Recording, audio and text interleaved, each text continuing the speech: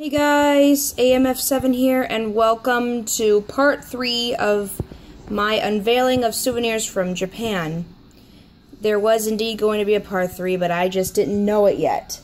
So with this being said, I'm going to continue, and I am actually going to give you guys a couple of tips. The rain in Japan does not play around. Sometimes here in good old USA, the rainstorms really aren't that bad sometimes, but in Japan it can get really heavy. So whenever it rains, I would suggest that you stay indoors or bring an umbrella with you and keep it with you at all times. The rain is no joke over there. That is honestly something that I cannot stretch out enough. In any event, we also went to this jump-themed amusement park called J World, where there was Dragon Ball Z, Naruto, One Piece, anything, Bleach, anything that had to do with the Jump manga. And I actually got this cute Naruto keychain, but the J World thing, but the one thing that I did get that's a J World exclusive is this Boruto bag, which actually I used this to carry most of my things in it to get at the airport on the way back. So I really do like this bag a lot. It really just, I sometimes like wild things. That's honestly all I can say, and Boruto does look wild and spunky in this. In any event,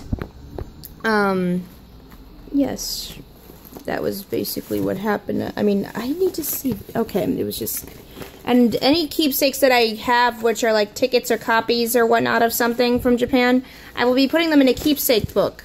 I suggest you guys get one too for the memories.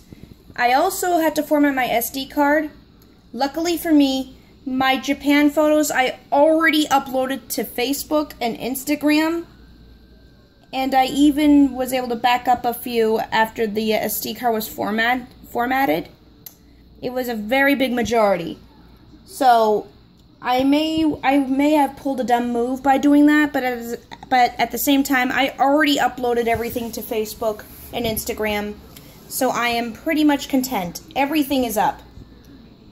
And so, yes, I did make a bit of a bad move by trying to make room and not knowing what I was going to do.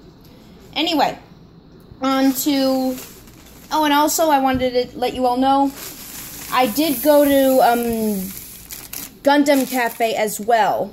Gundam Cafe was awesome as well, and there were coasters, but I decided to give mine to my friend since she was more into Gundam than me. And we actually also went to, I'll get to this next one in a bit. I could not go to Swallowtail because Swallowtail was booked and they were not taking any more reservations for quite some time. We also saw the Studio Ghibli clock as well. Anyway, this is the Shibuya section. As you can see, yes, this is an animate bag. I was trying to get the Black Butler Sebastian figure that I missed. Unfortunately, I had no luck, so I do have quite a, I mean, not much, but I do have a couple of doubles here. So, that was one. Diabolik lovers, we have Laito Sakamaki from the last video where I haven't had him in a plush. And then there's also Reiji Sakamaki here. I believe these are keychain charms, and they are actually from the new game that is out, and hopefully the Season 3 as well will be out shortly as well. Reiji kind of reminds me a bit of Sebastian, just because of that hair. But then somebody also mentioned to me, one of my friends who I actually got into this show, that he looks like Sebastian and Will. And it looks like that they both had a baby, but anyway, that's not the point. Point is, I love these. I made out like a bandit with them. I'm happy about it. Now, some places in Japan, actually in some areas, there's actually free things. I mean, I know I'm probably acting like a total weeb when I do this, but anything that was anime-like and was able to be taken, I honestly took because I can't resist free things. Whether they be flyers for something, I can always use them as posters. Little fold-out things that I can't read because they're Japanese. Some really cool ads. Once again, Japanese. Even though I can't read them, I could easily just hang them up. Oh, also this little souvenir from Family Mart as well that I got. I really liked it. I didn't know what it was, but I was cool with it. I liked it. It seemed pretty cool. Like, also this PS Vita thing, preview thing. And I even got a couple of maps, guides, my pass to J-World, tickets, so on and so forth. Anything that's like that will be a keepsake. This is a magazine that I found at Animate, and even though I can't read it, like I said, still gonna keep it. I don't really care. So, oh my goodness, I just like got all this stuff, and it's like, whoa, fantabulous. Once again, I know I can't read it, but just it's really cool to look at. I don't know, it's just something else that I really like. But after Shibuya, while I show off the swag, I will talk. Like, after Animate, we went to a place that, called, well, actually, before I get into that, actually, I'm sorry, I know I keep second-guessing myself, but this is something that was important. And when I came to Japan, I mean, I've had dumplings before. I like the, chicken dumplings that I had, but ever since I came to Japan, I started to love gyoza. Gyoza is a Japanese dumpling, and I do not regret eating it because it just tastes really good. And I mean, if there was a ramen place, I'm not into ramen as much as my friend's son is. So if we went to a ramen joint, I would just try my best to deal and actually, if they had gyoza on the menu, I would be there in a heartbeat for it. No questions asked on the matter.